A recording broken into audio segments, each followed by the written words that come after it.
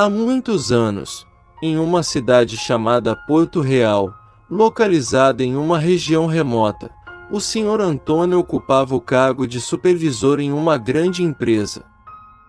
Ele sempre compartilhava uma história que marcou profundamente sua vida.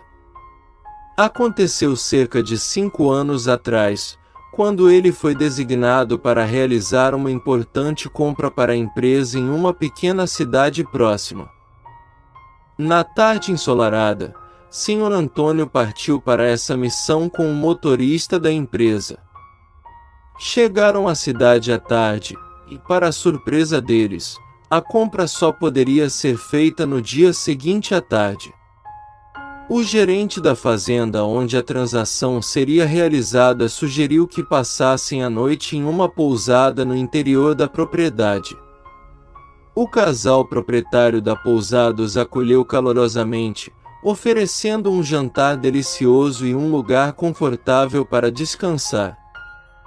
Depois do jantar, o simpático casal informou que precisavam sair temporariamente, mas que o sobrinho deles ficaria de olho em Sr. Antônio, garantindo que tivesse tudo o que precisasse durante a noite. Por volta das 11h30, o sobrinho também precisou se ausentar, prometendo retornar em breve. À medida que a noite caía, Sr. Antônio começou a sentir um desconforto inexplicável. Ruídos estranhos ecoavam ao redor da pousada, como se algo pesado estivesse se movendo lá fora. Preocupado, ele se dirigiu ao quarto e, ao se aproximar da janela, percebeu o som de passos pesados, quase como se um grande animal estivesse rondando o local. O coração de Sr. Antônio acelerou, e um sentimento de medo tomou conta dele. Foi quando ele ouviu um ruído ainda mais perturbador, o som de algo tentando arrombar a janela do quarto. A criatura lá fora parecia estar cheirando o ar, tentando identificar o que ou quem estava dentro da pousada. Movido por um misto de medo e raiva, Sr. Antônio decidiu enfrentar a ameaça. Ele começou a socar as janelas e rosnar em resposta ao que quer que estivesse do lado de fora. Pela fresta de uma janela, ele teve um vislumbre de uma criatura horrenda, semelhante a um grande urso, com orelhas e olhos vermelhos aterrorizantes, dentes enormes e saliva escorrendo de sua boca.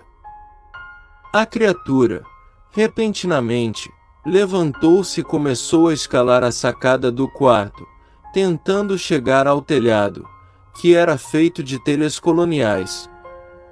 Nesse momento, Sr. Antônio percebeu que não poderia vencer aquela batalha e correu para se esconder na cozinha.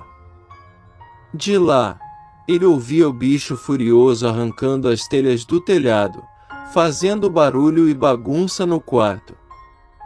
O terror o dominava, e ele se perguntava o que poderia ser aquela criatura horrenda e perigosa. A noite parecia interminável, e ele temia que o animal voltasse a qualquer momento. Mas, graças a uma feliz coincidência, os passos do sobrinho do casal foram ouvidos do lado de fora. O lobisomem ouviu o mesmo e decidiu partir pelo mesmo local que havia entrado, soltando um aterrorizante uivo que ecoou pelo ambiente.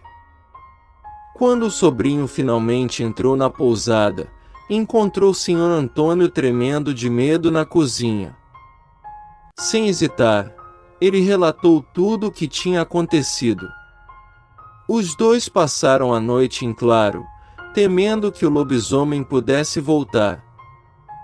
Pela manhã, o casal proprietário da pousada retornou e ficou chocado com as telhas quebradas e os arranhões por todo o quarto. Ao ouvirem o relato aterrorizante de Sr. Antônio e do sobrinho, eles decidiram manter a história em segredo, temendo que ninguém acreditasse neles.